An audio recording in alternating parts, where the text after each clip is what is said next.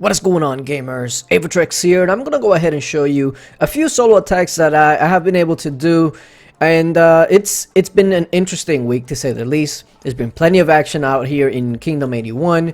Now this is a 102 million player. I got a scout on them, and I saw exactly what they had, so I went ahead and attacked. First wave, burning. So essentially, they had about 800,000 troops, which is easily soloable, whether it's T4 or whatever. 800,000 troops. If you are offline and I catch you, you're gonna be zeroed. So now that I know exactly what formation he's on, I know exactly how to attack. Went down to 93 million, and since the first hit is usually the one that hurts the most, I know that these next few hits are just going to hurt a lot. Now I didn't port close to him because this was a random, and I just kind of happened up on him. So I was just using some boots because I'm not really going to use, I'm not going to pour right next to him when I'm already right there. So there we go. Second hit is going to hit right now. There it is. And he goes down to 85 million. But check out my losses, okay? I barely lost nothing compared to 353,000 dead on his end. And the only thing left is just a little bit of T3 ranged, and then of course the almighty siege, which usually I'll tell you what, guys, when you're soloing somebody or even a rally, don't you just hate it when you have like 40,000 troops left and it's always the freaking siege? It's absolutely it pisses you off, but it's okay. It's just another march. This march doesn't have to have a leader or anything like that because it's a complete counter to the troops that he has, and he barely has any. And then siege is just siege. Is not going to do anything, so I'm not going to lose anything right here and take the leader. And then the solo is completed. There we go. Down to 83. Capture enemy leader. Resources are whatever. I don't really care for resources. If you ever really need resources and you're not afraid of either getting rallied or you can hide your troops very well, then you can just go hitting random castles, dead castles, and you can get a ton. There we go. 96 more thousand dead, and that's why you shield. If you do not have around, I would say around 2 million troops, you can easily be soloable if you are not online. Now you can. If you have about 1.5 million troops and whatnot, you can try to trap people like that, make them think that you're offline when you're not, and then just take the first hit and heal back up when their second hit is coming in, and you can do a lot of damage. But more likely than not, most of these players are usually offline, so I don't really worry too much about it. Now, if I have a scout on you and the troop composition is about 800,000 to 1 million troops, I'm not really afraid to hit you because I'm not going to lose my leader to that little amount of troops. I'm just not. And then this guy has Trickster on his wall, so I already knew that I was going to put a hurting on him, because if you have Trickster on your wall, there's something wrong with you. There's really something wrong with you. If he's your leader, we have a bigger issue. Okay, now take a look at this. This guy has T4 and a good amount of T4 as well. And if you notice, I filled his infirmaries with tier 1 troops. This is why if you don't already have a big army, you do not want to have tier 1 troops as your front line, because your infirmaries will get full with tier 1 troops instead of tier 3 and tier 4. If you're going to build a mass army of tier 1 troops, make sure it's on your back line, because if you put it on your front line, that can make you either lose or have your infirmaries filled with them, and that's honestly another loss. So going forward with this hit, this is my last army. This is literally my 8th army. The other ones are gathering for Guild Fest, so I had to do it with just one army. It was perfectly fine though. I didn't really have to worry too much about it. And there we go.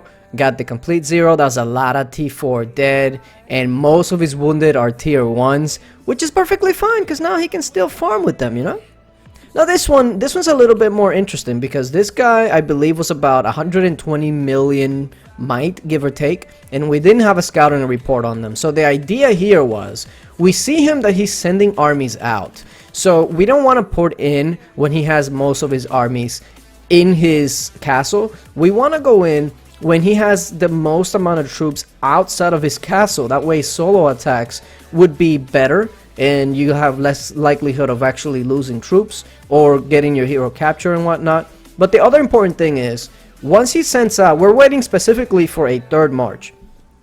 Once he sends out the third march, more than likely his hero is going to be out. He's going to have roughly about 800,000 troops outside of his castle, and then we can pick them apart as they are coming back. So if you're ever like farming ghost castles like this and you have all your armies out, just make sure that you realize that when your armies are outside of your castle and you do not have a lot of troops, like let's say like for me, for instance, I can have all 8 of my armies out and I'm still nowhere near rallyable. Just make sure that you keep yourself safe and then that you can find a way to hide your leader, because if not, if this happens to you, you have most of your troops outside of your castle and then everybody ports in to attack you and now they're just waiting for your troops to get back. That's not a good place to be.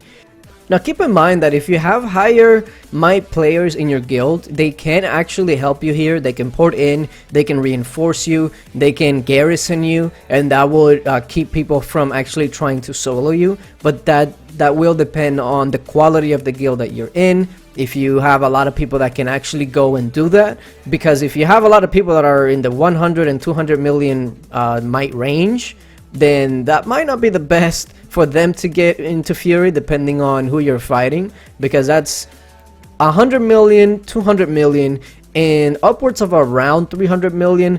It's so easy to rally as long as somebody that the person that's rallying knows what they're doing. That can hurt if they take a rally. I don't care what kind of troops you have. If you're only 200 million might, unless you're just like one of those insane rally trap accounts or something along those lines, at 200 million might, our rally is going to hurt you, as long as the one that's rallying knows what they're doing.